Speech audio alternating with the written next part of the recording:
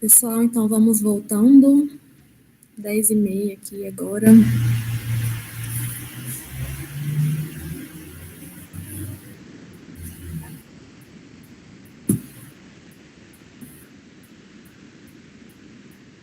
Pessoal, então, meu nome é Gabriele, né? Eu sou aluna do 5º período da Psicologia na FATRA. Então, lembrando aqui que esse é o primeiro simpósio, né, de luta antimanicomial de saúde mental, organizado pelos alunos da FATRA. Então, é uma alegria estar aqui. A gente vai dar início agora à nossa mesa redonda 1. O tema da nossa mesa redonda é cuidados com o público AD. Então, a gente tem aqui duas profissionais, né? Já vi um comentário aqui, Natália maravilhosa. Duas profissionais especiais aqui para nos presentear, né? Nesse momento, nessa mesa 1. A Liliane já entrou também? Deixa eu... Ah, tá aqui. Legal. Então, eu vou fazer uma breve apresentação, né, dessas profissionais queridas aí, e aí a gente dá início à mesa redonda. Então, a Liliane Ferreira é mestre e graduada em Psicologia pela Universidade Católica de Brasília, é pesquisadora em Psicologia Social e Educacional, políticas públicas voltadas a pessoas em vulnerabilidade, atuou também na Psicologia Escolar, né, na UNB, e hoje trabalha na John Howard Society Pacific, seguindo as diretrizes das políticas federais canadenses de redução de danos. E também aqui a Natália Pimenta, que também é mestre graduada na psicologia pela UFO, especialista em psicologia clínica com ênfase cognitivo-comportamental e especialista também em gestão em saúde pública. Já tenho experiência aí como psicóloga hospitalar no Santa Genoveva, também como psicóloga e coordenadora no CAPS AD, e já foi psicóloga também na Unidade de Acolhimento Infanto-Juvenil. Hoje atua na psicologia clínica e também trabalha no Centro de Educação Permanente em Saúde, no CEPS, além de ser nossa professora e supervisora na FATRA. Então, a gente pode dar início aqui com vocês. Meninas, a gente, só lembrando aqui também que vai ter aproximadamente meia hora para cada 30 minutos para cada uma falar. Eu vou avisando quando estiver se aproximando do fim. E nos 30 minutos derradeiros a gente vai abrir para perguntas. Então, quem quiser ir anotando as perguntas no chat, no decorrer, a gente vai ler no final, tá?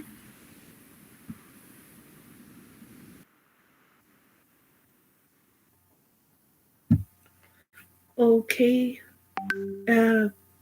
Uma dúvida só, quem vai ser a primeira? Eu ou você, Natália? Na ordem aqui, acho que é você. Você pode começar se você quiser. Ok, obrigada. Bom, pessoal, bom dia. Muito obrigada, primeiramente, pelo convite. Todos vocês da FATRA, professora Natália, Gabriela, professor Fred, professor Tiago. Enfim, obrigada pela oportunidade de dividir com vocês um pouco da minha experiência, do que eu tenho vivido aqui nesse último ano em específico. Deixa eu compartilhar com vocês. Bom, acho que eu estou fazendo alguma coisa errada. Ok. Onde que está a minha apresentação? Só clicar em apresentar, é que você tinha clicado em compartilhar. Ah, sim. Obrigada. Bom, pessoal, eu quero dividir com vocês um pouco da minha experiência com a política de redução de danos no Canadá. Tá aparecendo a apresentação? Tá, ok. Sim. Bom, como meu nome é Liliane, eu sou psicóloga no Brasil, aproximadamente 12 anos, eu me mudei para o Canadá há 4 anos, e no último ano eu faço parte da organização da John Howard Society Pacific, que aqui no Canadá atua com políticas de ressocialização e moradias supervisionadas de pessoas em situação de vulnerabilidade. A organização trabalha com pessoas que têm envolvimento com o sistema de justiça do Canadá e também com pessoas em situação de rua. Então, a política de redução de danos em si, ela é aplicada para todo e qualquer cidadão, toda e qualquer pessoa que esteja no país e que tenha algum tipo de contato com a adicção e uso de drogas. Bom, o que é a redução de danos? Partindo da Organização Mundial de Saúde e de todas as diretrizes do Ministério da Saúde canadense, a política de redução de danos ela é considerada um princípio ético de saúde pública e individual, que não é aplicado somente aqui. Vários países da Europa também atuam nesse sistema. E o objetivo é oferecer saúde e dignidade a toda e qualquer pessoa que use drogas, sejam elas ilícitas ou ilícitas, e são estratégias para proteger essas pessoas da vulnerabilidade a qual elas se encontram. O objetivo é reduzir os danos sociais quanto ao uso e abuso de substâncias. Então, focando na pessoa e implementando essas estratégias para que ela continue vivendo com dignidade e sendo vivendo dignamente, exercendo a sua cidadania, onde a sociedade e o governo olham para ela como um ser humano, como uma pessoa e que merece dignidade tanto quanto qualquer outra pessoa que não faça uso ou abuso de drogas. Então, essas estratégias, elas são implementadas, o foco principal vem sem julgamento e focada na pessoa. Então, os princípios básicos, esses princípios listados nesse slide de pragmatismo, direitos humanos e foco no dano, eu coloco aqui como princípios usados nas grandes cidades, porque é o que é possível aplicar a populações maiores. Então, dessa questão do pragmatismo de aceitar que o uso de drogas ele é um fato social, e não vai ser políticas repressoras que vão fazer com que esse fenômeno deixe de existir. Mas a partir do momento que você garante os direitos humanos mínimos, respeitando a pessoa na sua dignidade, respeitando a pessoa no direito, no poder que ela tem sobre a própria vida, inclusive sobre da possibilidade que ela tem de querer ou não ajuda. Então, o básico da política de redução de danos é o foco no dano. Então, priorizar a diminuição, a prioridade é diminuir as consequências negativas sobre a vida dessa pessoa, para que, de alguma maneira, ou ela consiga manter a sua autonomia, quando não um caso crônico, e se um caso crônico, para que ainda exista uma pessoa ali, exista ainda um cidadão ali, e que ele não seja só um objeto, uma pessoa que ela foi objetificada e pretende ser descartada ou invisibilizada na sociedade. A sociedade ela é para os para as pessoas que não usam, não têm envolvimentos com adicção ou drogas, para as pessoas que usam e têm envolvimento com adicção e droga, para pessoas que não cometem crimes, para pessoas que têm envolvimentos com crime, para pessoas que tiveram acesso à educação, pessoas que não tiveram acesso à educação. A sociedade é para todos, e algumas pessoas precisam de uma ajuda diferente, de uma atenção diferenciada e especializada, enquanto alguns outros grupos têm uma série de critérios que conseguem fazer com que essas pessoas consigam conviver melhor. Então, esses 3 princípios, eles são básicos em todo e qualquer lugar do Canadá, onde você atuar onde você tiver participação com envolvimento de drogas, esses 3 pontos serão foco. Porém, eu pessoalmente moro em uma cidade menor. Eu moro numa cidade chamada Whitehorse, que fica em Yukon, fica bem ao lado do Alasca. Então, eu estou a noroeste do Canadá. E aqui, por ser uma população menor, todo o território é um território imenso, onde moram 40 mil pessoas. A capital onde eu moro, ela tem 30 mil pessoas moram aqui, onde a principal característica da comunidade, além da diversidade e imigração, mas a população indígena, que aqui a gente chama de primeiras nações, é onde você encontra uma concentração maior desse perfil de pessoas aqui. Então, aqui, justamente por essa quantidade menor de pessoas, nós conseguimos colocar outros princípios, que entram a maximização das opções de intervenção, onde você não impõe um único modelo, não oferece um único modelo de intervenção que necessariamente leve à desintoxicação. Você prioriza as metas imediatas, então se a pessoa não está no momento, ela não tem condições de receber uma ajuda de desintoxicação, que não é a única, ela pode, que se reduza danos usando outros instrumentos, como cachimbos descartáveis, água destilada, vitamina C, alguns potinhos de cooker, formas onde elas podem manipular a droga e onde ofereça menos risco de outras doenças outras às consequências da droga em si. E principalmente o envolvimento do usuário, que ele sim é o detentor do saber sobre a própria existência, ele sim é a pessoa que deve decidir se e quando ele vai receber ajuda. Bom, os protocolos de intervenção e ajuda que nós usamos aqui, entre eles, nós dividimos basicamente em 3 grandes grupos. Se o usuário, se o nosso cliente busca abstinência, é oferecido a ele desde acampamentos de intervenção, com suporte em saúde mental e a saúde física, onde são oferecidos médicos, enfermeiros, conselheiros para ajudar nessa transição.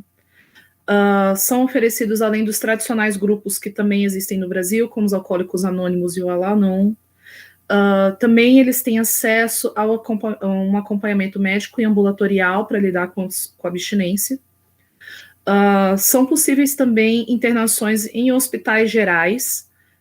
Então, se a pessoa que ela tem, geralmente esse grupo de pessoas que buscam abstinência, elas são supervisionadas durante o período de abstinência delas. Tem algumas clínicas que a gente chama de detox, onde essa pessoa ela entra em abstinência supervisionada, onde tem enfermeiros 24 horas para acompanhar o estado clínico dela durante o período de abstinência.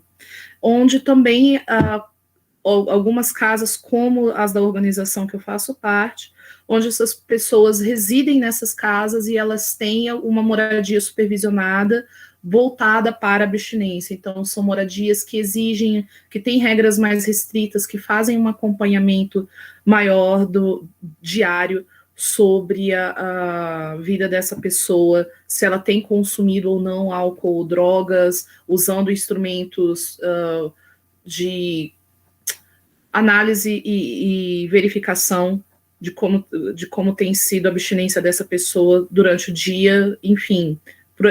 São casas mais restritas e que exigem abstinência do cliente enquanto ele viver lá. Bom, para pessoas que buscam uma redução ou suspensão temporária do uso, esse seria o período mais intermediário, são as pessoas que elas buscam a abstinência em determinados pontos da vida dela, ou às vezes ela ainda está em processo de buscar abstinência completa, mas ela ainda não está pronta para abstinência completa, ela ainda está naquele período de que ainda preciso recorrer ao contato com drogas para poder lidar com a realidade que eu vivo. Então, essas pessoas, elas podem buscar uma suspensão temporária de alguns dias, de algumas semanas, de 24 horas, ou mesmo quando elas são encontradas intoxicadas na rua, o que no Canadá é uma contravenção, né? Não é um crime, mas é uma contravenção. Então, essas pessoas são colocadas para suspensão temporária do uso. Então, como eu falei do detox, mais uma vez, é um desses lugares que é uma das clínicas onde essas pessoas podem ficar podem ficar pelo tempo que elas desejam ser intoxicadas, não existe uma obrigatoriedade em ir para esses centros. Esses centros, eles são oferecidos para jovens e adultos. No detox, tem um apoio médico psicológico especializado e encaminhamento para a rede de contato de serviço social da cidade, do território. Os grandes hospitais, eles também podem receber pessoas intoxicadas, não muito diferente do que acontece no Brasil, mas quando essas clínicas do detox, como eu disse ontem, eu disse anteriormente, elas são as mais comuns aqui. Os grupos nesse próprio contato do detox, são oferecidos os grupos de discussão, material educativo, numa tentativa de sensibilizar e conscientizar o cliente sobre os benefícios da abstinência no caso deles. Já os protocolos de intervenção para as pessoas que não têm nenhum interesse ou condições de buscar, só não tem interesse em reduzir ou em se abster do uso agora, a essas pessoas são oferecidas essa lista de materiais descritas aqui. Eu trouxe alguns deles para mostrar para vocês. Posso mostrar à medida que vocês quiserem, mas eu queria chamar a atenção para o primeiro, que é o Naloxone. O Naloxone, ele é um kit que é oferecido, todos eles podem ter acesso a qualquer momento. É um kit onde se encontra essa medicação que ela é voltada para frear um possível frear um possível extra. Meu Deus, me faltou a palavra. Quando a pessoa usa drogas o tempo todo e ela usa overcome. Enfim, quando a pessoa ela usa demais e corre um risco muito grande de vir a óbito, essa medicação ela pode frear esse processo. Então, como nesse caso os protocolos de ajuda, e principalmente com essa lista com a qual eu trabalho no programa de redução de danos, são oferecidas a essas pessoas seringas, álcools, cachimbos, canudos, fósforos, para que elas usem a droga da maneira mais saudável possível. Esse ponto, ele é bem... esse é o ponto que eu acho que eu não tive contato algum enquanto eu trabalhava no Brasil. Todo o contato que eu tive com pessoas que eram usuárias de entorpecentes, isso nunca foi... Não existe essa política no Brasil, até onde eu saiba, pelo menos em Brasília, onde eu atuava. Os benefícios de se garantir esses materiais com uso apropriado para essas pessoas, não só porque diminui os riscos de outras doenças, de contágios, não só de doenças sexualmente transmissíveis, mas de outras doenças como hepatite, diminui qualquer outro risco de infecção por causa da sujeira, onde muitas vezes essas pessoas podem consumir, porque não muito diferente do Brasil, muitas vezes essas pessoas usam em grupos, faz parte da socialização delas, então a exposição delas a outras doenças que não vêm não diretamente correlacionadas ao uso da substância, mas por situações outras, como um sangramento, como a debilidade da imunidade delas. Então você tem a droga, ela vem numa agressividade ao corpo e que expõe essas pessoas a várias outras doenças que não estão necessárias, que acabam sendo um efeito colateral do uso da droga. Então a garantia de produtos limpos, esterilizados, o encorajamento de que eles usem esses materiais individualmente, porque está disponível para eles, então não há necessidade de um compartilhamento, eles podem pegar toda essa lista, a quantidade que eles quiserem, quando eles quiserem, e eles sabem os pontos onde eles podem buscar, e no meu trabalho é um deles. Né? E enquanto estamos entregando todo esse pacote, que eles chegam e pedem o que eles querem, a quantidade que eles querem, e nós entregamos sem perguntas, sem julgamento, sem qualquer expectativa, a não ser que o cliente nos dê abertura para isso. E à medida que ele nos dá abertura para sensibilizar, para encorajar que eles usem menos ou usem de uma forma mais consciente, é a hora que, através da ponte com o cliente, é quando nós vamos ter esse contato de encorajar e estimular para que eles vão para as outras políticas de redução do uso até abstinência com a adesão do cliente. Então, por isso que a questão da abordagem centrada na pessoa ao lidar com o cliente, aqui, ela é muito, não só como uma corrente de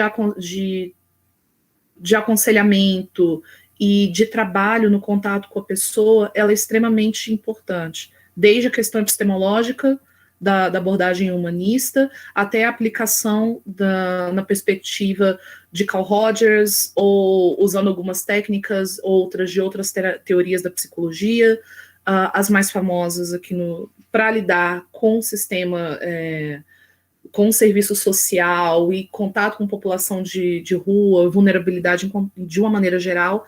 A abordagem mais forte aqui é a abordagem centrada na pessoa, que pede, e acho que também isso envolve um pouco da nossa postura enquanto psicólogo, do não julgamento do nosso cliente, seja ele quem for. E acho que e esses pontos de quando você lida com a saúde mental das pessoas, e principalmente essas pessoas em vulnerabilidade, é importante lembrar que nós, enquanto profissionais, nós não sabemos nada sobre esse cliente, nós não deduzimos nada sobre esse cliente, nós não fazemos nenhuma alusão ou expectativa sobre a vida ou sobre a história dele. Nós simplesmente ouvimos o que esse cliente tem a dizer e com o material que ele nos traz, com respeito quanto profissionais, seres humanos, se colocando frente a outros seres humanos e entendendo se colocando como um agente que quer construir essa ponte de ajuda para esse cliente, para que a gente se torne uma referência para esse cliente, para quando ele estiver, para que ele se sinta confortável conosco, para fazer intervenções pontuais e através dessa relação, estabilizar e crescer, para encorajar esse cliente a buscar a ajuda apropriada e que traga uma qualidade de vida, de saúde básica e mental, saúde básica, seja ela física ou mental, para a sua vida e, consequentemente, para a sociedade como um todo. Então, por isso é muito importante lembrar que o cliente, seja ele drogadito, seja ele drogadito ou não, ele tem autonomia sobre a própria vida, inclusive para decidir se ele quer ou não ajuda, quando ele quer ou não ajuda. Bom, seguindo no que eu já tinha começado antes sobre a nossa atuação profissional, e nisso, aqui eu queria falar um pouco também da minha carreira como psicóloga, apesar de aqui eu não usar esse título, né, porque aqui a atuação acontece de uma maneira um pouco diferente, mas seria mais o que seria próximo da psicologia social comunitária, né. É muito importante o acolhimento, voltando, por isso que eu frisei tanto na questão da abordagem centrada da pessoa, o acolhimento daquele sujeito, do indivíduo. É uma pessoa, que a gente se posiciona de uma forma de escutativa e participativa, que o que ele traz é o que é importante, o que ele sente é o que é importante, e nas palavras que ele usa, isso que é o importante. E não nós, enquanto psicólogos, agindo como detentores do poder e do saber sobre a vida dele. É muito importante entender que a gente não tem esse poder. Nós temos um conhecimento técnico, profissional e uma disponibilidade de conexão de ajuda especializada para esse cliente, mas nós não detemos o saber sobre a vida dele. Então é muito importante a gente ter esse respeito frente ao nosso cliente, que nós usamos as nossas técnicas, nós usamos o nosso conhecimento, mas isso é colocado de uma forma que não tire a autonomia do sujeito sobre a vida dele. É muito importante, então, nisso, nós damos a ele, nós oferecemos a ele uma oportunidade de interação, onde ele se sinta confortável com a nossa presença, e dele buscar ajuda se e quando entender que deve. Então, quando a gente se coloca como ponto de referência na construção de uma relação, onde, ok, quando eu precisar de ajuda, eu posso ir naquele lugar, eu posso procurar aquele profissional, porque eu já tenho um contato com ele, eu já tenho uma confiança com ele, e assim a adesão ao tratamento em si, ela é muito mais satisfatória. Inclusive, de entender e respeitar quando o cliente não segue necessariamente para abstinência na primeira vez. Liliane, só te avisar pela nossa organização de tempo aqui, mais 4, 5 minutinhos, tá tudo bem? Tá ótimo, quase terminando. Ok. Obrigada. Então, nessa questão da atuação profissional, de você respeitar o tempo do cliente, encorajá-lo através essa relação vem no encorajamento, inclui encorajamento diário, pontual, respeitando o limite dele, e através de conversas que podem ser simples, principalmente no meu caso, onde eu trabalho, nós oferecemos esse serviço 24 horas por dia. Então, todas as vezes em que você está, a oportunidade que você tem, cada abertura, cada espaço que você tem de ter um contato, de ter uma conexão com aquele cliente, facilita com que ele te escute, facilita com que ele releve, para que ele considere aquilo que você tem dito para ele, e para que ele se empodere de que é capaz, de que é possível que ele tenha uma vida diferente, que ele consiga lidar com todas as dores que ele tem de uma maneira que ele não precise necessariamente recorrer à droga. Então, muitas vezes, e isso eu vivi muito no Brasil também, de que por várias razões, aqui por conta da adicção, ou porque a pessoa faz parte de um grupo vulnerável por questões raciais, mas muitas vezes é necessário defender a inclusão e a permanência desse cliente no sistema, porque é cansativo para vários profissionais, incluindo nós mesmos enquanto psicólogos, de ver um cliente dar um passo à frente, 2, 3 para trás, dar um passo para frente, 2, 3 para trás, ou ver um cliente que simplesmente não quer nenhum tipo de ajuda e que você está vendo esse cliente deteriorando até virar óbito, o que é uma possibilidade real. Então, várias vezes é necessário que que nós sejamos defensores da permanência, da inclusão e permanência dele no sistema de saúde, ao qual ele tem direito. E, então, de maneiras diferentes,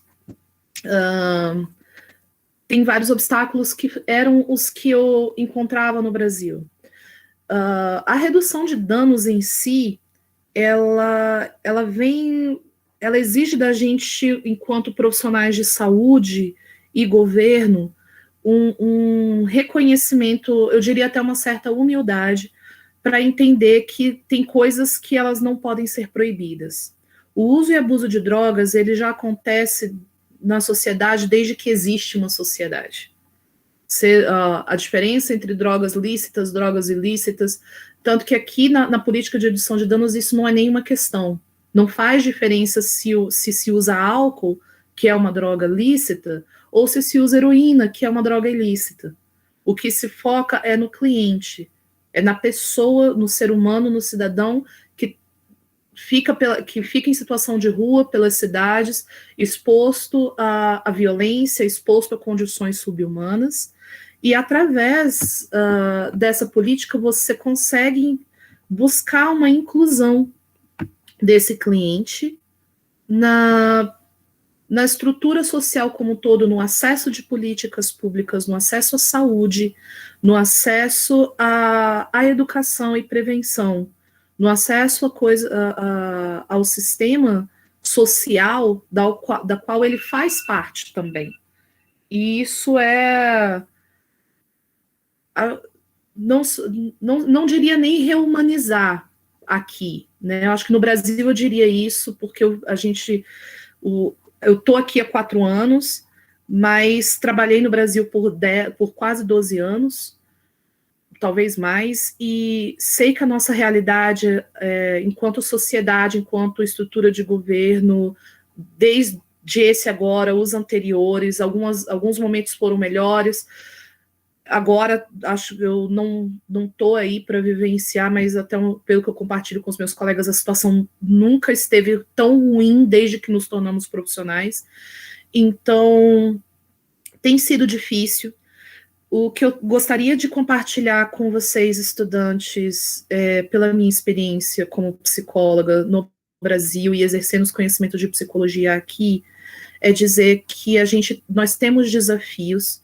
No Brasil, nós temos mais desafios por sermos um país em desenvolvimento. Aqui eu tenho recursos como a redução de danos, que é isso que eu estou compartilhando com vocês.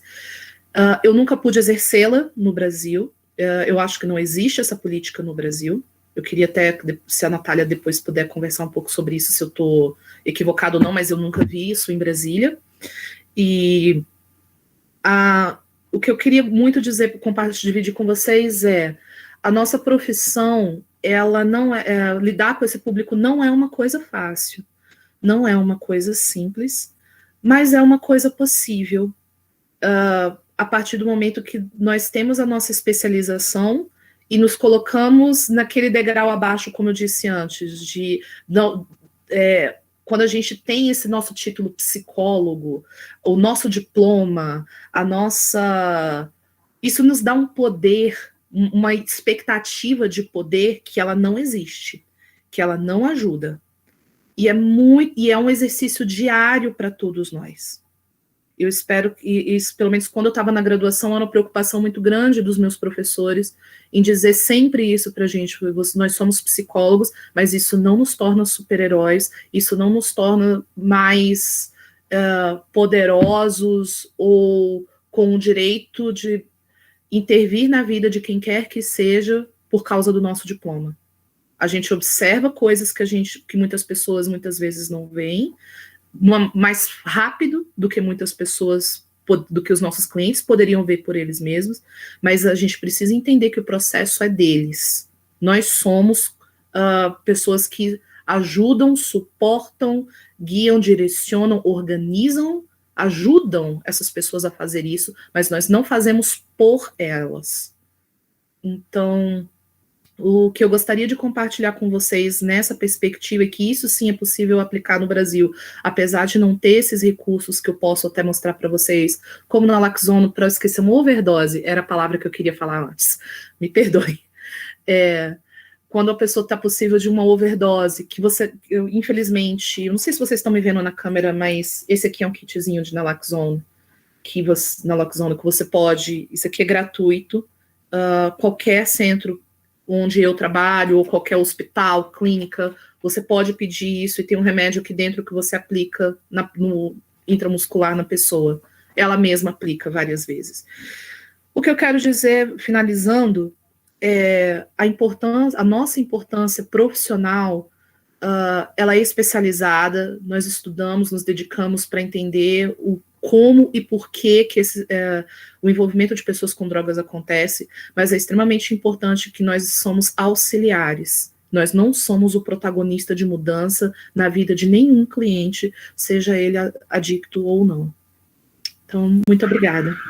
Legal, obrigada, Liliane. E até o Marcelo mandou aqui no chat uma frase, né, do Jung, que é: conheça todas as teorias e domine todas as técnicas, mas ao tocar uma alma humana, seja apenas outra alma humana. E é bem isso que você esteve falando, né? E é com essa frase que eu dou, então, a palavra para a Natália.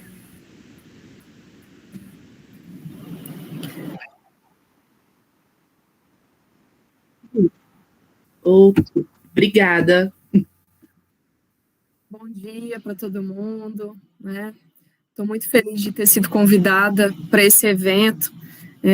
Há um tempo atrás eu conversei, acho que com alguns alunos, né, sobre a importância da Semana da Luta, principalmente em momentos que no Brasil a gente vive muitos retrocessos, principalmente na política sobre álcool e drogas, Liliane. Acho que na minha fala eu vou tentar ser um pouco clara com você do que a gente está vivendo aqui hoje e de possibilidades de vivenciar a redução de danos que já foi possível aqui em Uberlândia, né? Queria agradecer o convite aos alunos, né, o Marcelo, a Gabi, a organização do professor Fred, do professor Tiago, os meus ex-alunos que estão aqui também no evento, de uma outra instituição, de um outro município, sejam todos muito bem-vindos. Bom, quando os meninos me convidaram para falar um pouco nesse espaço, o pedido era, fala um pouco da sua experiência, né, com a questão AD. Então, eu vou tentar falar um pouco sobre isso e depois, no final, se for possível, se ainda der tempo, eu quero falar um pouco sobre os retrocessos na política AD aqui no Brasil e como é que a gente está vivenciando isso nos nossos corpos aqui no município. Bom, não tem jeito de falar da minha trajetória e da minha prática se eu não começar falando da minha experiência como redutora de danos, né? Eu fui redutora de danos aqui no município. Foi o primeiro vínculo ligado à Prefeitura Municipal de Uberlândia. Eu sempre me interessei muito pela questão das vulnerabilidades sociais, a questão AD. Então, assim, foi uma escolha muito construída, muito consciente desde a faculdade. Então, eu fiz estágio, né, num setor que era voltado para o cuidado de pessoas em sofrimento mental, com a questão de álcool e outras drogas. Aí, assim que eu me formei, eu consegui prestar um processo seletivo para redutora de danos, aqui em Uberlândia, e de olho num processo seletivo para o CAPS-AD, porque era o que eu queria, né? Inclusive, as pesquisas que eu gostaria de fazer, né, durante a minha carreira acadêmica que estava em andamento, era nessa área. Enfim, então não tem como eu falar dessa minha prática se eu não falar sobre o meu trabalho de redutora de danos, que foi o que mais me constitui enquanto psicóloga hoje, para falar sobre esse tema, né? Oportunidade que eu tive de circular nos territórios, de conhecer o cotidiano da vida dessas pessoas que fazem uso e abuso de uma maneira muito, muito visceral, né? Que é bem diferente estar no território, vivenciar situações de conflito no território, situações de crise, e estar em outro lugar que é dentro de uma instituição, né? A gente tem uma série de amarras institucionais, que é uma das coisas que a gente vivencia aqui no Brasil, e que também nos dificulta a execução da política de redução de danos.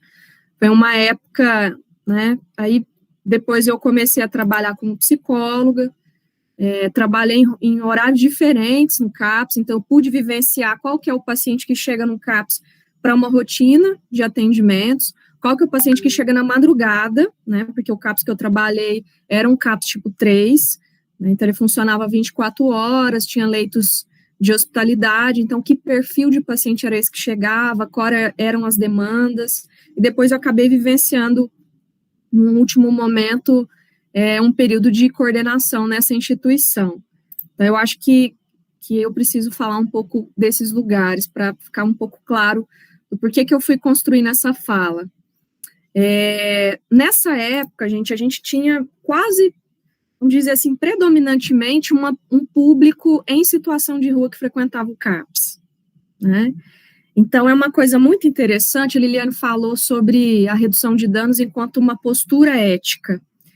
E foi um momento que a gente conseguia, mesmo com todas as dificuldades que tem a ver com o uso da droga, com o modo como esse sujeito se enlaça no território, mas a gente conseguia vinculá-lo ao serviço, né? Então, assim, ter uma população, uma grande população em acompanhamento na condição de situação de rua, dizia muito de um esforço nosso de fazer um trabalho também no território, utilizando recursos formais e recursos informais para acessar essas pessoas, porque na medida que essas pessoas elas vão se inserindo no território e vivenciando a questão AD, muitos conflitos acontecem nesse território, então eles se afastam do território por algum motivo, ou não estão bem, não conseguem chegar até o serviço, a questão da vulnerabilidade social, será que eu consigo um passe de ônibus, porque a gente não tem aqui em Uberlândia, a gente não tem recursos financeiros para essa população, para que ela consiga se deslocar até o serviço, então a gente tem muitas dificuldades com relação a isso. Então, essa possibilidade de ir ao território e fazer, muitas vezes, a intervenção no território, mapeando onde os nossos pacientes ficavam, então, de algum modo, a gente conseguia, o fulano, ele fica mais na praça tal, o ciclano em tal lugar. Então, aqueles que não conseguiam chegar, a gente fazia uma espécie de busca ativa, indo até o território, vendo o que estava acontecendo, conversando com esses outros parceiros, né? É o Zé do Boteco, que conhece o João, né? Que faz vínculo com o João e que ajuda o João. Então, nessas idas ao território, muitas vezes a gente conseguia trazer esse paciente para dentro da unidade, oferecer cuidados básicos, né? Muitas vezes cuidados de enfermagem, que muito importantes, que estavam descuidados no território, e alguns a gente não conseguia, a gente precisava continuar aí tentando no território. Isso é a ética, é o que esse paciente quer, no tempo dele, do jeito dele, nessa relação que a gente vai construindo com ele, né? Então, como a Liliane bem disse, é angustiante, esse trabalho não é fácil, ele é angustiante, porque muitas vezes a gente se depara com situações que fala, poxa, a gente vai perder esse paciente, o que mais que a gente vai fazer com esse paciente, porque a gente não sabe mais o que fazer. Então, é bem angustiante isso. Então, nesse sentido, uma coisa que eu gostaria de falar é da dificuldade que a gente tem de construir o plano de cuidados, né?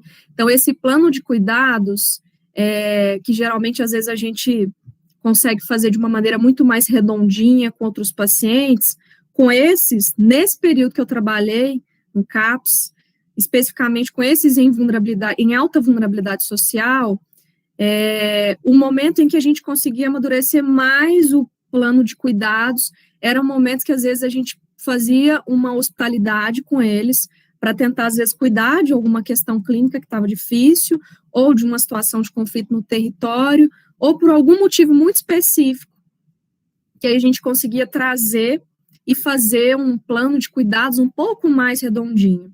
Então, esse plano de cuidado com essa população é muito dinâmico. Algo que eu construí essa semana, às vezes na semana que vem já mudou muito. Para ele, as condições, elas são muito voláteis. Então, não é fácil construir um plano de cuidados. Esse plano, ele precisa ser radicalmente construído junto a esse paciente e a esse território. E aí, um outro desafio que eu queria contar para vocês é os desafios que a gente tem dentro do setor da saúde e entre os outros setores, as outras redes. Então, a gente tinha muitos impeditivos de cuidado com esses pacientes, porque os pacientes não tinham documentos. Então, Liliane, coisas básicas como essas, que talvez para vocês aí no Canadá seja, não, se ele não tem o documento dele, ainda assim ele tem direito à saúde, então a gente vai cuidar dele mesmo sem documento. Não estou dizendo que isso é uma política aqui, estou dizendo que muitas vezes a gente enfrentava esses impeditivos em unidades de saúde, alguns pacientes que tinham interesse em estudar, né, parecia que era uma dificuldade muito maior de matricular, né, então a gente precisava acompanhar. Então, uma coisa que eu aprendi também, que funcionou muitas vezes, para muitos casos, é que nesses casos mais difíceis, a gente fazia junto, a gente ia junto. Então, ele foi lá, não conseguiu fazer a matrícula da escola, vamos lá junto, então vamos tentar junto de novo. E é um trabalho político, é um trabalho de provocar, de questionar por que ele não vai poder se matricular aqui, por que está tão difícil de compreender essa necessidade, né? Então, a gente tinha muitos impeditivos, muitas vezes a gente tinha médicos que se negavam a atender o nosso paciente porque ele estava sujo.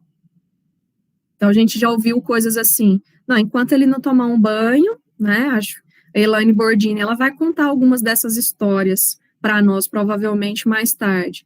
Se você não, porque eu trabalhei com a Elaine Bordini, eu acho que eu devo muito do que eu sei hoje a essa mulher, né, que vai estar à noite aqui com a gente, quem puder participar. Então, a gente vivenciou muitas situações de o paciente precisar de um atendimento médico imediato e o médico dizer, olha, enquanto ele não tomar banho, ele está com mau cheiro, eu não vou conseguir atender ele. E aí a gente precisar politicamente se posicionar, olha, o banho também é um cuidado, né? Então vamos cuidar do que é imediato e vamos construir a possibilidade de um banho aqui no hospital para ele. E a gente viveu muitas situações difíceis, mas também muitas coisas boas. E aí eu queria também contar dessas coisas boas para que vocês pudessem ver em qual nível a gente consegue ou conseguiu, em um outro momento da história, executar a política de redução de danos aqui. Inclusive, Uberlândia foi, por um tempo, uma das referências de redução de danos no país, né? Muitos municípios vinham até Uberlândia para conhecer o CAPS, conhecer como é que a gente trabalhava. Teve até eu esqueci o nome de um programa do governo, em que isso era muito bem construído, eu esqueci o nome agora, assim que eu me lembrar, às vezes a Marisa tá aqui, ela consegue me lembrar. Marisa, se você estiver por aí, manda no chat para nós, aquela proposta do governo, onde vários municípios visitavam, né, outros municípios que vivenciavam a política de redução de danos. Se você se lembrar, manda no chat para a gente, por gentileza, para eu conseguir me lembrar aqui também. O Domiciano Siqueira, que é uma referência nossa aqui, estava sempre aqui em Uberlândia, eu acho que a Liliane deve conhecer ele também, porque ele ia muito a Brasília. Bom, então vamos falar um pouco sobre coisas boas que a gente vivenciou também. A gente teve um grupo de música, né, que ele constituía boas relações e bons cuidados no CAPS. A gente chamava de GPS, que era grupo de pagode e samba, porque os meninos, eles, na época, a maioria das pessoas que queriam esse grupo de música eram pessoas que se interessavam pelo pagode e pelo samba. E era interessante que alguns instrumentos eram instrumentos doados, né? Algumas pessoas que estavam nesse grupo eram pessoas que tinham algum contato com a música e pessoas que não tinham contato nenhum com a música, né? Pelo menos não com instrumentos, né? Com a parte técnica da música. E era um espaço de convivência, de reflexão, um espaço de denúncia. Então, muitas vezes, esse grupo GPS que a Marisa já cansou de receber no centro de convivência aqui no município de Uberlândia, eles utilizavam a música para denunciar as coisas que eles viviam na rua, as coisas que eles viviam do ponto de vista da política AD. Então, era um espaço onde a gente refletia muito sobre a questão AD a partir da música. E era interessante que, a partir dessa oficina, chegou um ponto que a gente começou a participar de alguns circuitos de artes aqui em Uberlândia. Então, eles foram convidados algumas vezes para se apresentar na Oficina Cultural de Uberlândia, né? Tinha até que inclusive a Marisa participou de uma maneira muito importante. Ela esteve à frente desse projeto que chamava GPS Convida. Então, eu não me lembro com que frequência mais, mas o grupo, ele convidava um grupo artístico para se apresentar, e aí o GPS se apresentava, que era o grupo de pagode e samba, e também esse outro grupo, esse cantor, ou esse outro grupo de música para se apresentar.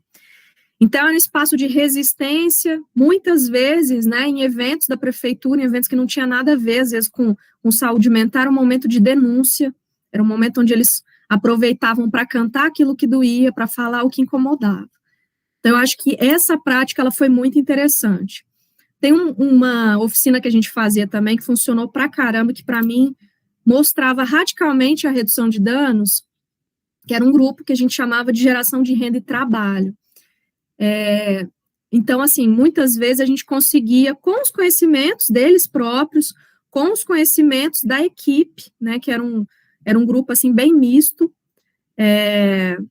sobre artesanatos, eles produziam artesanatos coletivamente, e nesse espaço de artesanato a gente conversa, a gente acolhe, a gente escuta, a gente identifica problemas e a gente convive. Então, nesses grupos de artesanato, eles aprendiam coisas que eles poderiam fazer para gerar renda. E interessante, uma coisa que foi bem provocativo, né? Eu me lembro até hoje, quando a gente começou a organizar dessa forma, gerou uma certa tensão na equipe, né? Porque a gente fala o tempo todo que a gente quer fazer redução de danos, mas a gente está escorregando o tempo todo no discurso da guerra às drogas, no discurso da moralidade. E aí eu me lembro que chegou um momento que a gente falou assim, olha, a gente pode vender isso aqui não só nos eventos da saúde mental, a gente pode vender isso em outros espaços. A gente começou a pensar sobre isso porque alguns pacientes falaram, não, eu quero vender, eu posso vender? Mas como é que a gente vai deixar ele sair com esse produto da unidade, vender lá fora? Será que ele vai trazer o dinheiro de volta? Será que ele vai conseguir administrar isso? Como é que a gente vai fazer com isso? E aí a gente criou um jeito lá, um caderno, uma ata, para a gente conseguir administrar isso. Então, uma parte desse dinheiro, ele ficava para quem vendeu, porque ele trabalhou, ele vendeu, então ele ficava com essa parte desse dinheiro, e uma outra parte que era referente ao custo dos materiais voltava para a unidade. Então a gente ia utilizando esse dinheiro de novo para conseguir produzir outros materiais. E foi bem interessante, algumas vezes deu certo, outras vezes não, mas foi interessante porque a gente conseguiu sair da casinha e começar a pensar uma cidadania a partir de uma perspectiva muito mais libertadora do que o que a gente estava pensando antes. Tem uma coisa que a gente fazia também que era interessante dentro dessa oficina, que era ajudar as pessoas a pensarem de uma maneira muito prática. Eu quero trabalhar, como é que eu começo a procurar emprego? Por onde eu começo? Né? Eu procuro pela internet, eu preciso produzir currículo. Como é que eu produzo currículo? Eu até sei usar o computador, mas eu não sei fazer um currículo. Então, nesses espaços, a gente construía junto currículos, a gente conversava sobre, né, como procurar essas vagas de trabalho, e sobre essa experiência muito interessante, vou tentar falar de uma maneira muito breve, de um caso específico, de um paciente que, inclusive, a Marisa conhece, né, a Marisa teve muito junto com ele um tempo, teve um paciente nosso que, além dessa questão da música, ele participava muito desse grupo, ele estava em situação de rua, usava várias drogas, álcool, maconha, crack, cocaína, qualquer coisa ele usava, né, e preferencialmente álcool e cocaína e crack. Então, era um paciente muito vulnerável, se colocava muito em conflito no território, e foi um momento interessante, assim, que a música e esse grupo de geração de renda começou a fazer ele olhar para as potências que ele tinha, que muitas vezes ele esquecia dessas potências e carregava o rótulo do drogado, do bandido, de alguém que não presta. Então, além da música, ele começou a investir na produção de poesia, né? Então, ele tinha um blog de poesia que a gente ajudou ele a desenvolver esse blog, e ele hoje, ele é uma pessoa que ainda faz uso de uma substância, né? Ele estava em situação de rua, conseguiu sair da rua, hoje ele é funcionário público, e eu me lembro como se fosse hoje, de surgir um processo seletivo na prefeitura, e ele falar, mas tem como prestar? O que eu preciso para prestar? E a gente correr atrás das coisas com ele. Ele prestou, passou, e até hoje ele trabalha na prefeitura. E eu vejo ele na prefeitura. Então, isso é redução de danos, né? Isso é caminhar no tempo do outro, isso é construir possibilidades inventivas, isso é acreditar que é possível, né? Mesmo em situações de muita vulnerabilidade. Como esse caso, a gente teve outros, né, que eu consigo me lembrar aqui, casos desse nível de vulnerabilidade, outros 2 que conseguiram, vamos dizer assim, se reorganizar na vida, se cuidar, e tantos outros conseguiram, às vezes, sucessos mais moderados, né, que às vezes não era o que ele queria, mas ele conseguiu avançar. Isso é redução de danos. Qualquer avanço no tratamento é sucesso. A gente precisa sair dessa ideia do fracasso, né? Que a ideia do fracasso é a lógica de perseguir a abstinência, que é o que a Liliane estava falando agora mesmo.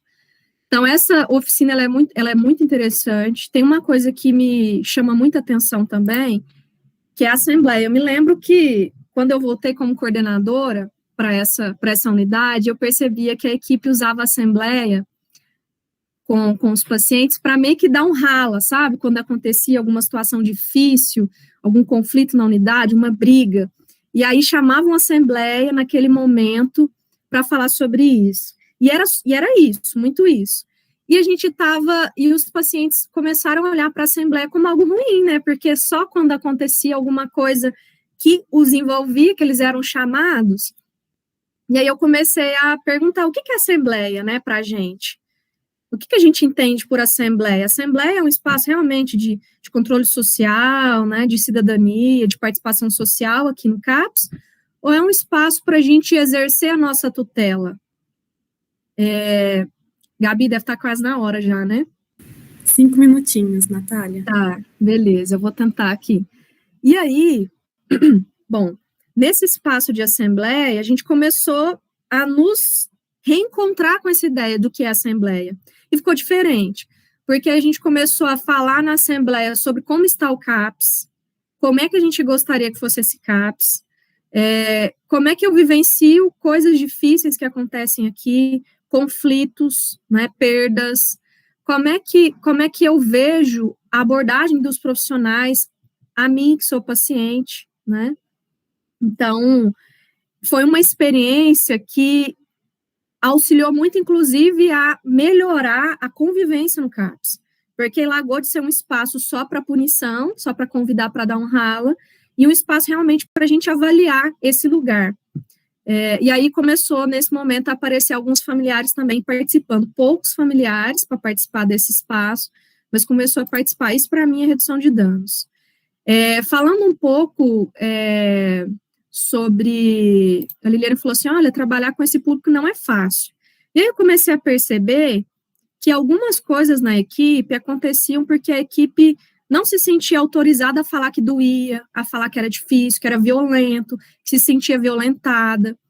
Aí eu criei um espaço que a gente chamava de acolhimento institucional, que era um espaço para a gente poder se reunir uma vez por mês, e a gente tinha os mediadores eram sempre a equipe, a gente rodiziava, a gente entendia o que estava emergindo dessas conversas, e aí a cada mês a gente tinha uma dupla de colaboradores, de trabalhadores que puxavam essa conversa. Então, a gente estava sempre conversando sobre o que me incomoda aqui na unidade, o que está difícil, o que me dói, como eu gostaria que esse trabalho fosse, e assim por diante. Então, foi um espaço que também ajudou a equipe a dar uma amadurecida, né? E eu a me reencontrar com outro CAPS, que não era mais o mesmo, né? Porque a gente foi sofrendo muitas mudanças, inclusive, não sei se a Marisa falou, né? Um dos impactos que a gente vivenciou aqui em Uberlândia é o impacto da terceirização. Então, a terceirização, ela marcou o município, o Brasil todo, né, na minha opinião, com a fragilização da política de redução de danos. Até que, então, de fato, no Brasil, a gente tem, né, oficialmente, a extinção da política. Bom, sobre isso, era isso que eu queria dizer. E aí, vou tentar, mais com alguns minutos que eu tenho, falar um pouco sobre esse desmonte da política AD, né, montada e defendida e, vamos dizer, articulada pela bancada do boi, da bala e da Bíblia, né, que eu acho que aqui no Brasil ela é muito forte e se fortaleceu ainda mais nos últimos anos. Então, quando a gente fala da política AD, a gente precisa pensar desde 2016, na PEC 95, que a gente chama de PEC do teto, que impactou no Brasil todo a questão do financiamento, né? Então, a gente tem um contrassenso. A gente vai congelar os investimentos por 20 anos, mas, ao mesmo tempo, a gente vai aumentar o investimento em comunidade terapêutica, né, deixando claramente que o foco, né, dos gestores atuais é uma política de isolamento, uma política de exclusão e uma política de guerra às drogas. Se eu deixo de investir na rede de atenção psicossocial e começo a investir em serviços como a comunidade terapêutica, né, eu estou deixando claro o que eu penso. Se eu começo a aumentar o incentivo de leitos de internação psiquiátrica, então eu estou dizendo o seguinte, eu quero internar mais e quero deixar as pessoas internadas por mais tempo, porque a gente mudou o modo de financiamento tanto para aumentar o número de leitos, tanto para manter as pessoas por mais tempo internadas. Então, eu estou dizendo o que eu acredito, estou dizendo que eu quero precarizar a rede psicossocial para que a gente consiga dizer, olha, não funciona, para então eu conseguir justificar e mostrar para a população brasileira, olha aqui o que funciona. Então, a gente vai investir nisso que funciona, nos serviços manicomiais, asilares. Então, no Brasil, a gente vem vivendo isso. Sobre a questão do CAPS, a gente tem a portaria que possibilita a abertura de um CAPS que eles chamam de AD4. Então, o CAPS AD4 ele é descrito na portaria e urgência e emergência. Peraí, urgência e emergência é o hospital geral, né? Com casos específicos que realmente precisam de uma internação. Então, vejam bem. Então, agora a gente vai implantar um CAPS AD4 para atender essas urgências e emergências em locais, olha a sugestão de implantação, em locais de intenso uso de álcool e outras drogas, né? O que está por trás disso? O que está por trás? Está por trás que a gente vai ser um serviço que vai fazer uma internação compulsória das pessoas e facilitar a entrada nas comunidades terapêuticas. Então, é um serviço que serviria como um entreposto para a entrada nas comunidades terapêuticas. Então, o que nós estamos querendo dizer com isso? De novo, né? A fragilização da rede psicossocial, um fortalecimento da lógica hospitalar, manicomial, de asilamento. Então, o marco né, dessa portaria de 2017, que possibilita a existência de um CAPS adequado. Em 2018, teve uma coisa assim que nos vulnerabilizou muito aqui no Brasil, Liliane, que foi o seguinte, o governo federal começou a dizer, olha, vou parar de mandar o financiamento para o serviço, porque vocês não estão nos informando o que vocês estão produzindo. Mas quem trabalha na rede psicossocial sabe, principalmente em CAPS, a dificuldade que era, naquela época, de produzir os dados de produção, informar os dados de produção, porque era um sistema de informatização que não funcionava. Então, todo mês, a gente tinha administrativo que ficava uma semana inteira lançando dados, porque, numa altura dessa do campeonato, o governo federal não conseguia possibilitar um sistema de informação que viabilizasse a produtividade chegar ao governo federal e a gente conseguia gerir essas informações. Então, qual que é a lógica? Não, então a gente vai cortar o financiamento. O que poderia ter sido feito? Não, vamos mandar uma equipe técnica nos municípios, avaliar o que está acontecendo, melhorar o sistema de informação, mas não. Então, a gente teve vários CAPs, unidades de acolhimento que sofreram penalidades sobre financiamento, teve serviços que foi descredenciados em função disso. Então, essa foi uma situação muito difícil no Brasil todo. E aí, em 2019, para finalizar, né, vou tentar resumir aqui, a extinção da política de redução de danos, claramente exposta. Então, se a gente, por um momento, a gente ia tentando marcar essa nova lógica de guerra às drogas, aliás, intensificar no Brasil, porque essa guerra já existe há muitos anos, mas a gente vai dizer e vai defender isso, e aí em 2019, então, com a extinção oficial da política de redução de danos no Brasil, tudo fica muito mais lícito, né? Então, a gente teve uma mudança drástica no Brasil com relação à política AD, né, e por onde eu vou, é isso que eu ouço. E aí eu queria dizer, então, para vocês que o cuidado AD, ele exige muito mais que técnica, né? Ele exige engajamento, ele exige luta. Em momentos tão difíceis como esse que a gente está vivendo aqui no Brasil, é preciso também ter coragem.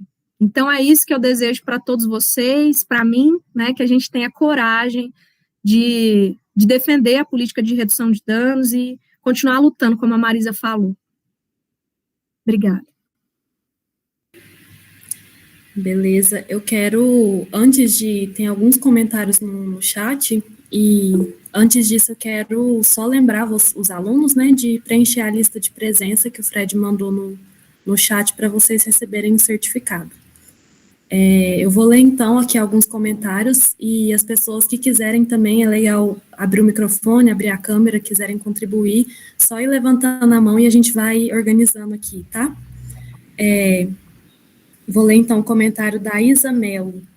Ela fala que trabalha no CAPS AD, e uma das grandes dificuldades que ela percebe é que a sociedade não entende a redução de danos, e quando oferecemos essa proposta, é entendido como um incentivo ao uso de drogas, ou como omissão do sistema de saúde, e é uma prática vista com muito preconceito.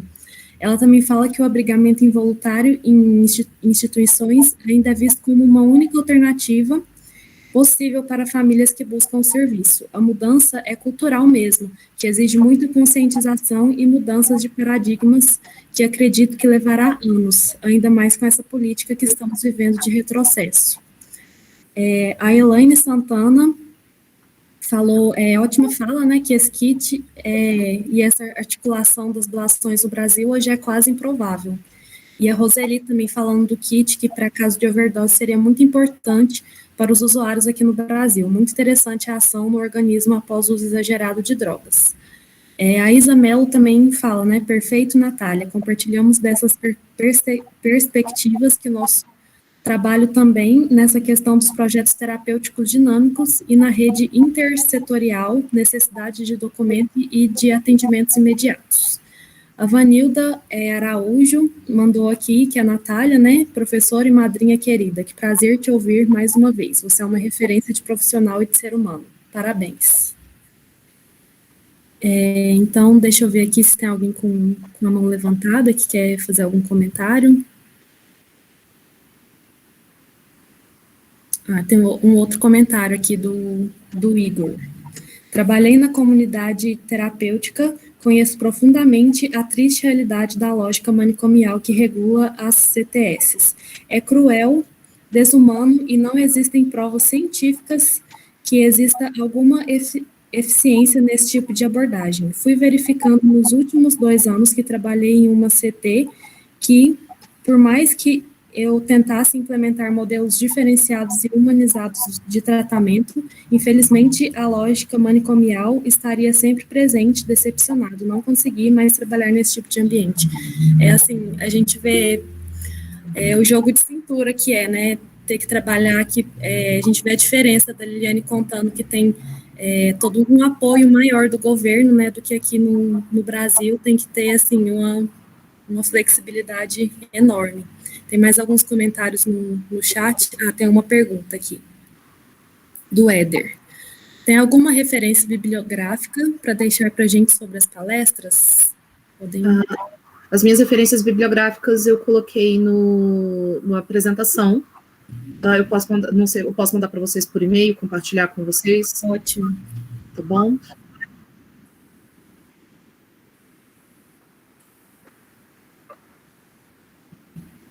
Ótimo.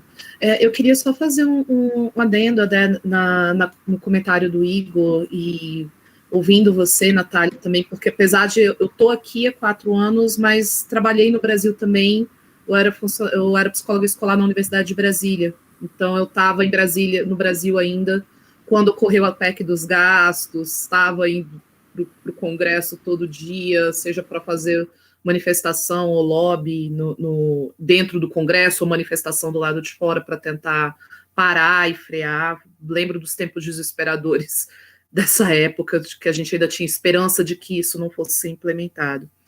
Mas eu queria meio que fazer um feedback com você dessa questão dos desafios dos nossos desafios profissionais, aqui isso que a Gabriela falou também, do jogo de cintura e do quanto que é importante a gente se apoiar, o grupo profissional, nós nos apoiarmos os nossos colegas, e não às vezes limitando a própria equipe, porque enquanto eu estava no Brasil, em vários momentos da minha carreira, eu era a única psicóloga da instituição, quando não era a primeira psicóloga da instituição.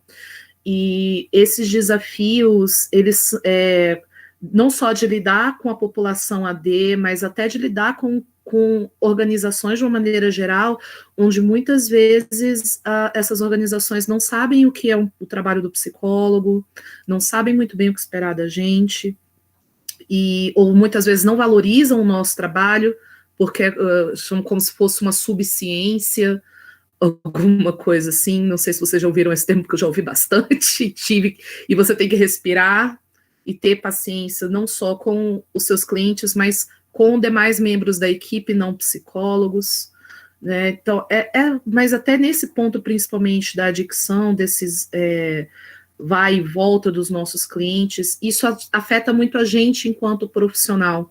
Então, essa rede de apoio dos nossos colegas, de você dar um suporte para o seu colega de trabalho, para você ter enquanto vocês que são estudantes, vocês são o primeiro grupo de apoio entre vocês, porque depois da formatura, várias vezes é mais difícil ter contato com os professores, ou às vezes você quer seguir sua carreira, ou você fica com vergonha de procurar os seus professores para trocar para conversar, para trocar uma ideia, para ter, não necessariamente uma supervisão, mas um apoio, né, muitas vezes, que o que a gente precisa.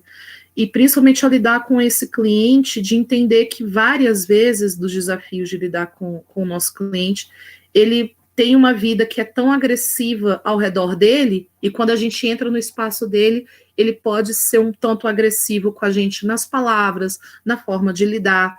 E é importante a gente separar o que é nosso e o que é do cliente. O que o cliente, apesar dele estar falando para a gente, às vezes tá doendo tanto que eu quero que você sinta essa dor junto comigo. Então eu vou dizer alguma coisa que te machuque, alguma coisa que te maltrate, mas de lembrar que esse apoio da nossa equipe, da gente, dá para a gente mais segurança na atuação diária. Eu acho que era uma coisa que eu só queria acrescentar. Pessoal, vou pedir licença para vocês, porque eu estou no meu limite de horário, vou precisar ir para a minha próxima jornada de trabalho. Liliane, foi um prazer te conhecer. Realmente. Muito bom te conhecer mesmo. E eu torço para que a gente consiga chegar nesse nível que vocês estão de organização aí no Canadá, tá? A gente vai seguir lutando daqui e espero que você possa ser uma rede de apoio para a gente aqui em Uberlândia, a FATRA, né? Quem sabe a gente consegue fazer outros momentos juntos, construir alguma coisa interessante. Então, eu queria aproveitar já para agradecer, tá? Parabenizar a todos vocês pela organização do evento. Natália, em nome da turma também, acho que de todos os presentes, eu quero agradecer também a sua presença, viu? Foi de grande colaboração para a nossa formação. Obrigada. Tá bom, tchau, gente. Desculpa, viu? Tchau, tchau. Tá bom.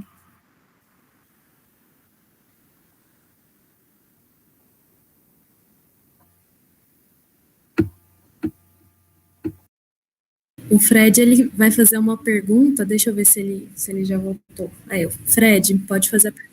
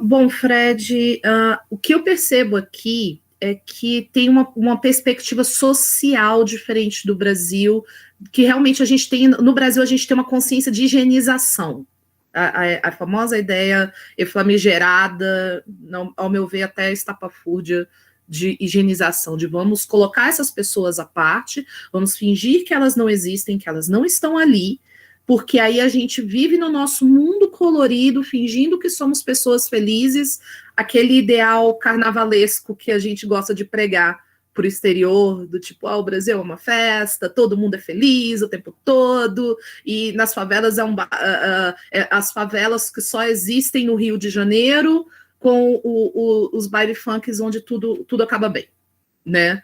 E como se não existe um Brasil que é muito maior do que isso, né? Que esse Brasil, ele não deixa de ser uma realidade, mas ele só não é a única, né? E nem de longe é a realidade da maioria, né? Então, o Brasil, como vocês que estão em Minas, eu que morava em Brasília, tem essas realidades de quando a gente não quer, quando a gente não quer enfrentar o problema. Então, vamos fingir que o único caminho viável é a abstinência, não usar drogas, é que as drogas não existam, de até o que a professora Natália falou bastante sobre a guerra às drogas. O problema ele vai além de criminalizar, prender traficantes, e se você tem uma estrutura social que faz com que as pessoas precisem se anestesiar da realidade delas. Então, qual é a grande diferença que eu vejo aqui? Por exemplo, o Canadá em si, ele tem uma diferença de um país, por exemplo, que nunca houve escravidão aqui.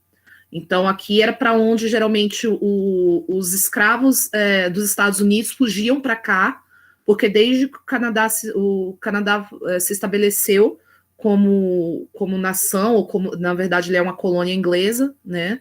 Então, os escravos fugiam para cá, a escravidão nunca existiu, mas existiu dizimar os índios, as primeiras nações daqui. Eles foram dizimados de forma tal qual e tão perversa quanto aconteceu no Brasil.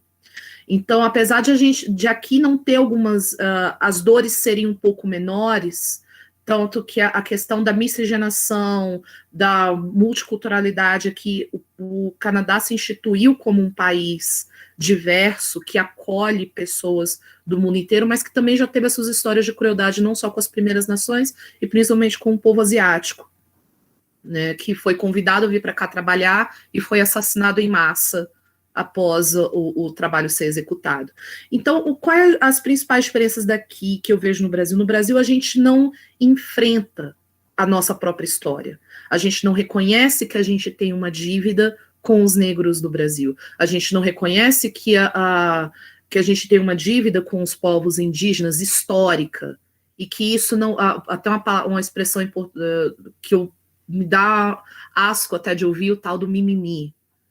É o mimimi até que a dor não seja sua. É o mimimi até que não é você que sente aquilo, ou até na nossa geração hoje, em 2021, de não entender todo o histórico traumático, toda a linha traumática que veio para chegar na gente, para fazer com que as pessoas hoje, muitas vezes, as populações vulneráveis, não entendam por que elas são vulneráveis.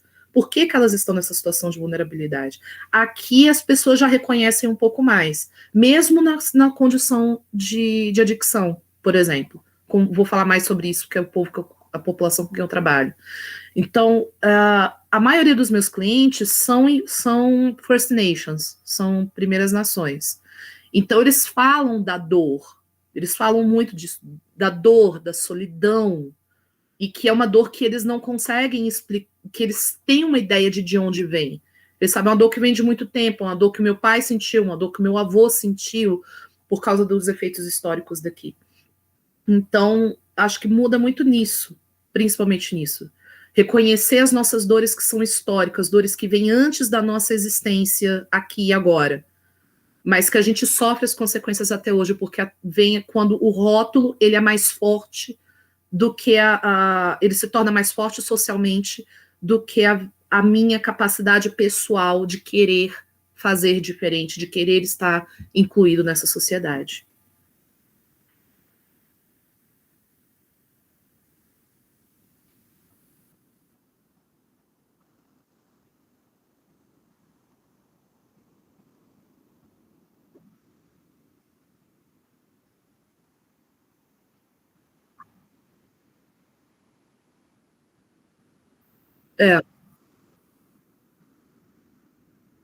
Nada. Eu vou ler aqui, então, o comentário do Igor. Gratidão, Liliane, por compartilhar sua experiência. É uma referência. Parabéns pelo seu trabalho e por compartilhar um pouco desse trabalho conosco. que um dia o Brasil consiga vivenciar e experienciar esse tipo de olhar para a pessoa que faz uso de SPA. Precisamos desintoxicar nosso conceito sobre drogas. Parabéns. Obrigada, gente. Deixa eu ver se tem mais perguntas. Eu vou fazer uma pergunta, então, até as pessoas se manifestarem aqui. Como que funciona a questão de... A Natália esteve falando aqui no sentido de promover a autonomia de, por exemplo, pessoas que precisavam concluir os estudos, ir até a escola com a pessoa, e como que funciona isso no Canadá, essa reinserção da pessoa na sociedade. Não sei porque aqui no Brasil, principalmente, a maioria dessas pessoas estão em situação de rua, né? Então, eu não sei se existe essa diferença, se puder falar um pouquinho. Na verdade, não é muito diferente daí do Brasil, Gabriela, porque até o que eu estava falando no finalzinho da minha fala, que às vezes você precisa reivindicar a permanência, a adesão e permanência da pessoa nos sistemas de apoio social. Então, esse ponto, sim, é bastante comum aqui também. A gente precisa ir junto com a pessoa, se necessário. Às vezes, até bater de frente com algum outro profissional que não quer atender, como até a professora Natália falou antes, um médico que não quer atender porque tá sujo, ou ele não quer atender porque, ele vai morrer mesmo. Ele não quer assistência, então por que eu vou perder o meu tempo? E a hora, não, ele é um ser humano, ele tem o direito de estar aqui, ele tem o direito a ter acesso a essa educação. E isso é um tipo de postura, como a Natália bem trouxe, não deixa de ser política. É ética e é política também, de que não interessa o governo, interessa o Estado, o acesso que aquele cidadão tem direito a ter. Então, isso é o mesmo. Eu enfrentava isso no Brasil e enfrento isso aqui também. Menos, mas enfrento. Porque aqui, geralmente, assim, quando vocês já falam, porque aqui as pessoas, elas... isso acontece tanto no Brasil quanto aqui. Essa semana mesmo eu perdi um cliente, né? Ele veio a óbito e não foi por negligência, realmente ele não tinha mais, o corpo dele não tinha mais condições de suportar, de seguir. Era uma pessoa muito jovem e acho que isso alerta um pouco faz a gente repensar enquanto sistema, enquanto profissionais, enquanto sistema de saúde, do tipo, onde falhamos que perdemos um jovem de 29 anos, que há 10 anos atrás era saudável. Então, e não é só uma questão de saúde, e aqui, pelo menos, acho que pelas condições sociais e de recursos que se tem aqui, a gente consegue focar mais e cobrar mais o social. Do tipo, o sistema social falhou porque era mais uma vida que foi perdida por todo um sistema de traumas que atropelou essa pessoa e ela não teve estrutura suficiente para conseguir sobreviver, literalmente. Então, não sei se eu respondi, mas isso. O Marcelo fez outra pergunta aqui. Existem estratégias como as residências terapêuticas, programas de volta para casa, serviço como consultório na rua, etc., no Canadá também? Sim, existem. As residências terapêuticas seria mais ou menos as instituições. São as instituições a que eu trabalho. A John Howard Society oferece esse serviço. Mas até de residências terapêuticas, se você fala mais da questão psiquiátrica, a gente geralmente pega essas residências e bota como um perfil de público.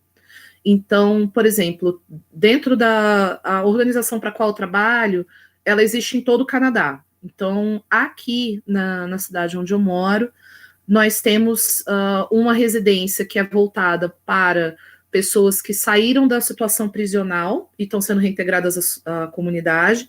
Então, eles vivem sobre regras mais restritivas porque eles estão em condicional. Tem um outro programa que é onde eu tenho atuado mais, que é uma residência social. Então, são pessoas que elas não seriam aceitas para conseguir aluguel em outro lugar, porque aqui no Canadá, a pessoa, ele pode, o dono da casa, os donos da residência pode dizer, você, ou não só você não está pagando o aluguel em dia, eu não tenho segurança de que você vai conseguir manter o aluguel em dia, ou até de você é um morador aqui e agora eu estou pedindo para você sair porque você tem brigas o tempo todo, porque tem drogas, o meu imóvel virou ponto de drogas, então é um direito do proprietário pedir para você sair. Então essas pessoas elas não são aceitas em outros lugares para morar na cidade. Então o governo do governo do território de Yukon construiu um prédio com 16 apartamentos, e esses apartamentos eles têm um custo de aluguel mais barato em comparação com a cidade.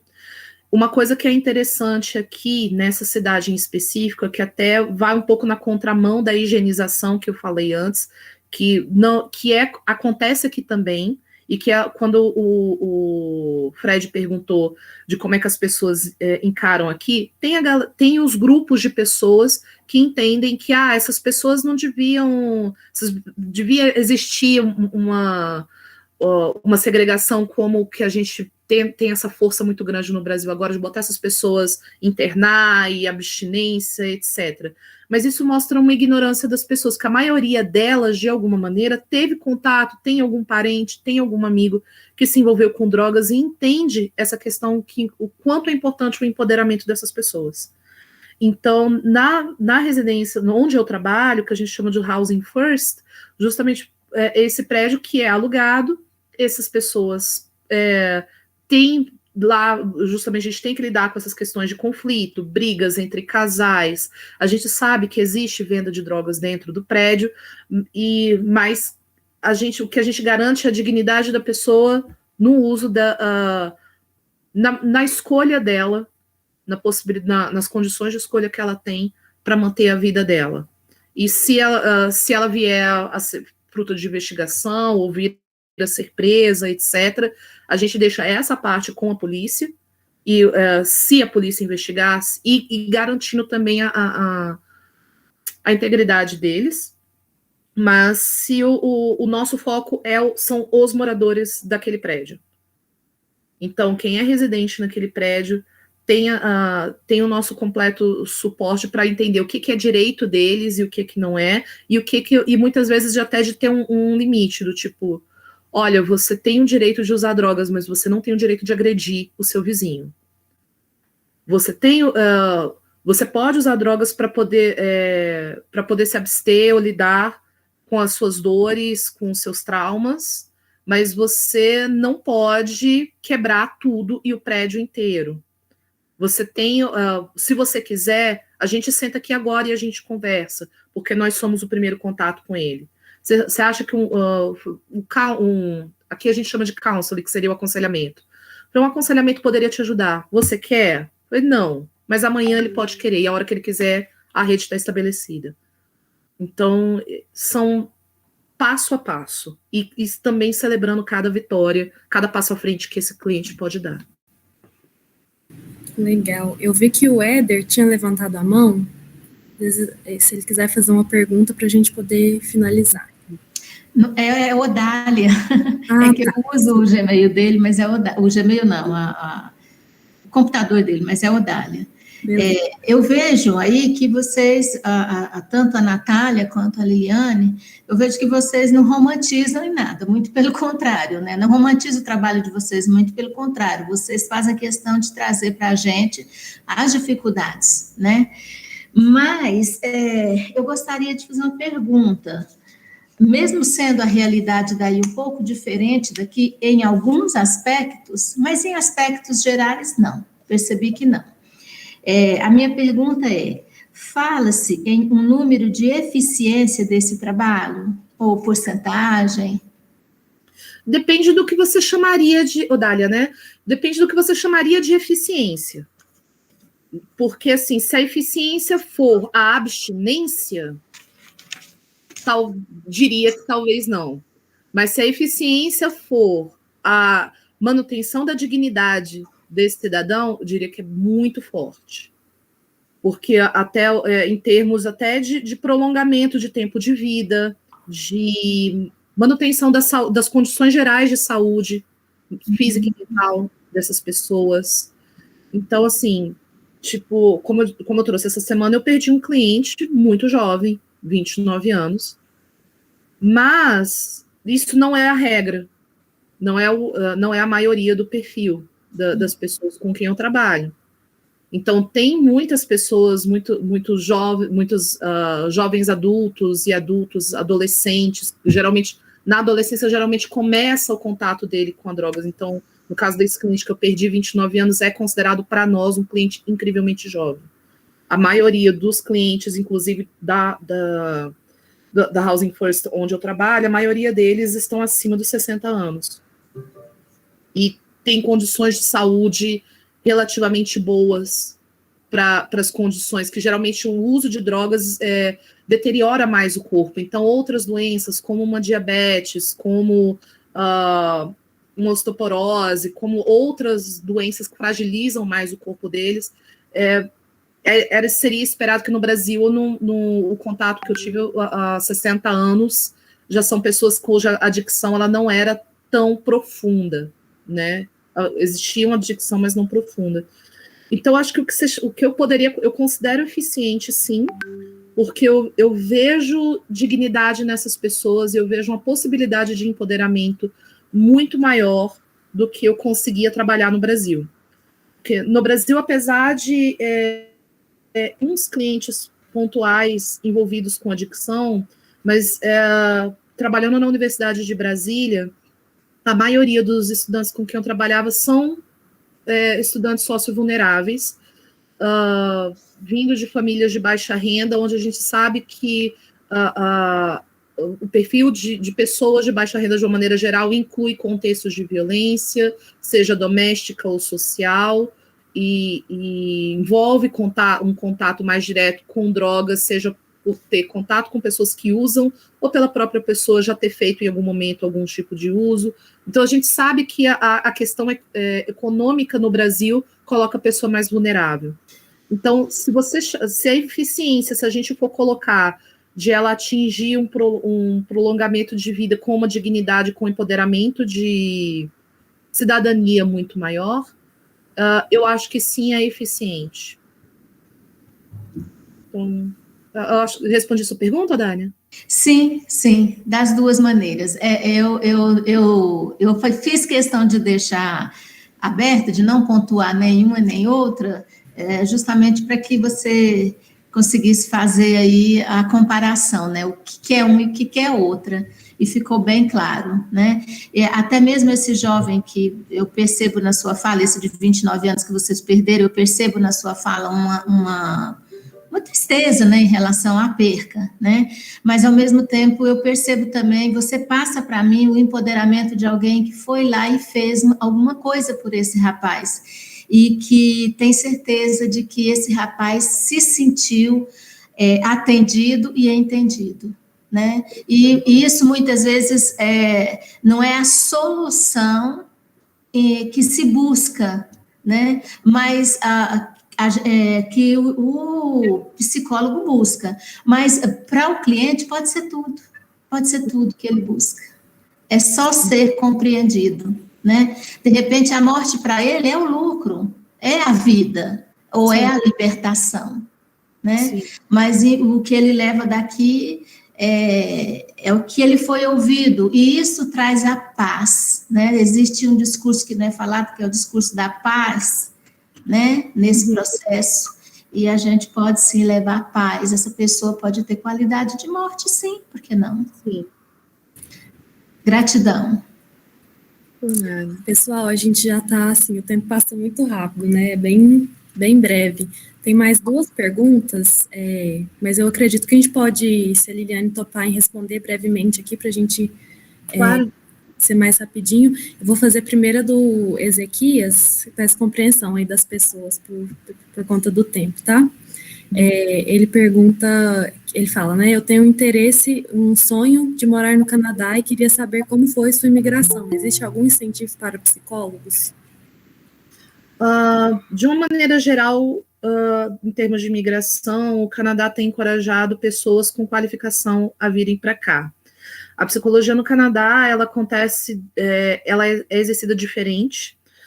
Por isso que eu falo que eu não posso me identificar aqui como psicóloga, porque aqui no Canadá, para você ter o título psychologist, você precisa ter o doutorado. Então, a formação aqui ela é feita diferente.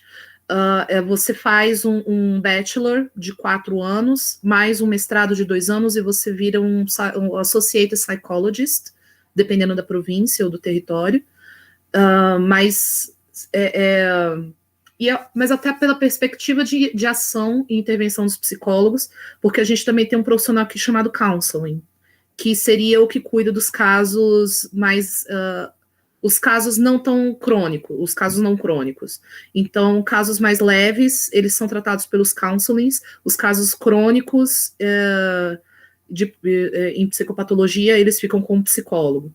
Então, por isso que exige um nível de estudo muito maior do psicólogo, e até as formas de se fazer mestrado e doutorado aqui são diferentes, porque você faz estágios obrigatórios, tanto quanto na graduação.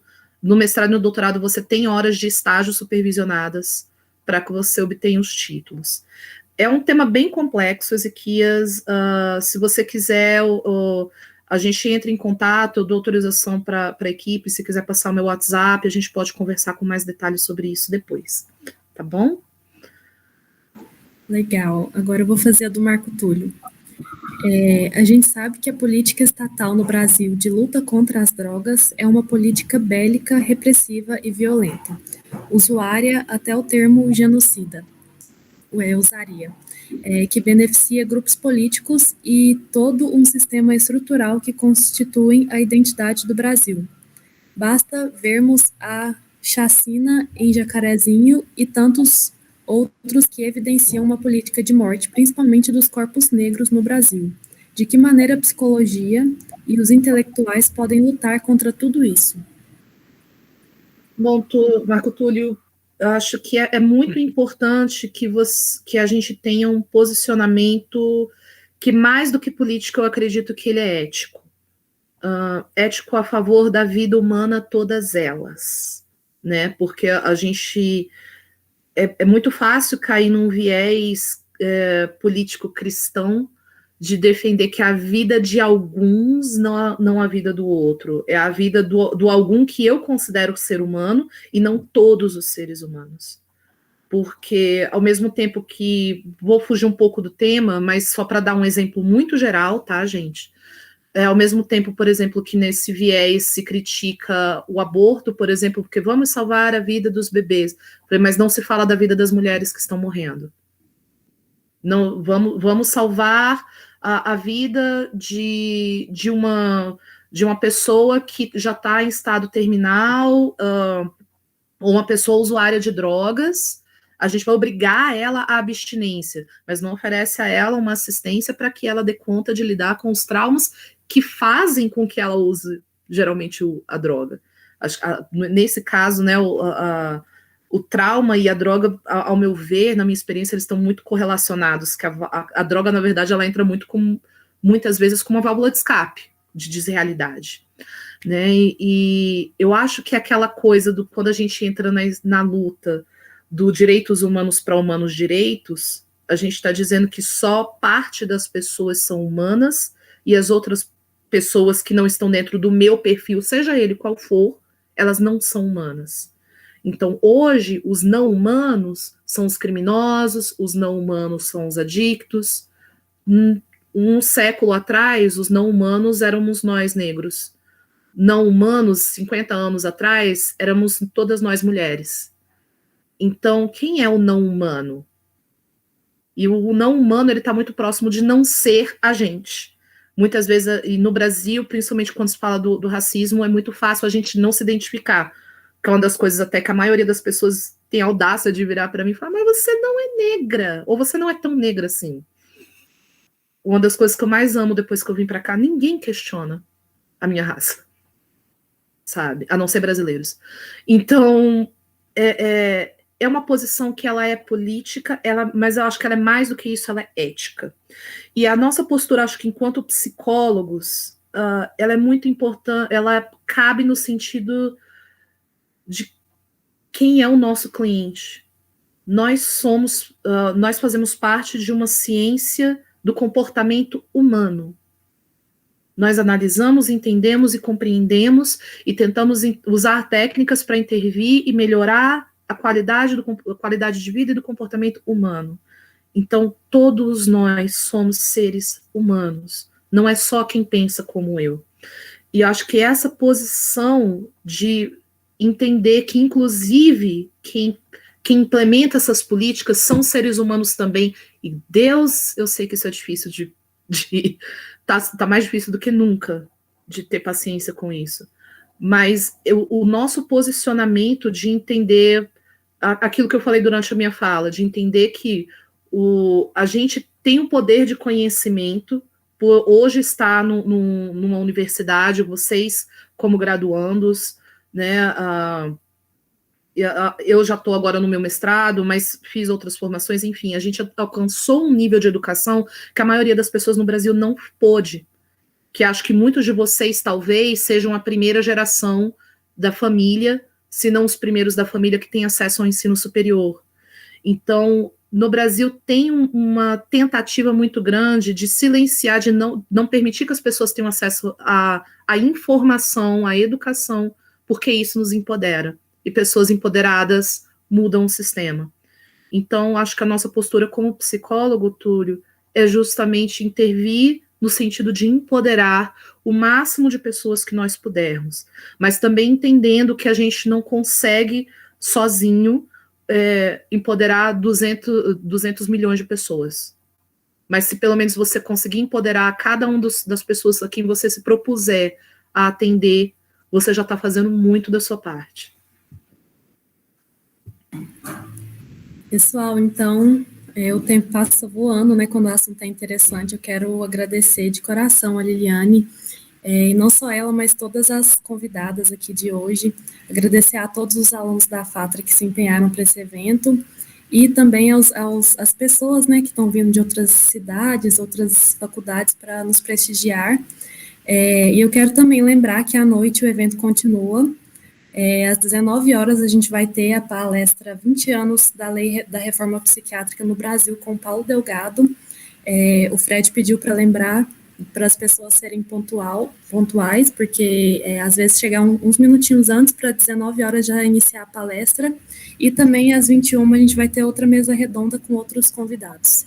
Então, muito grata aí pela compreensão, a gente passou um pouquinho do tempo, mas eu creio que foi de grande valia para todos nós aqui. Tá? Obrigada, gente, pelo convite.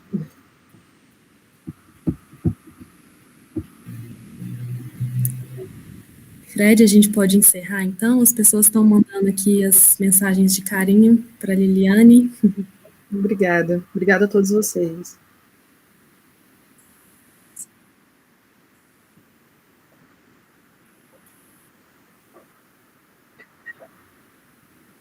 Obrigada a vocês pelo convite. Estou à disposição a qualquer coisa.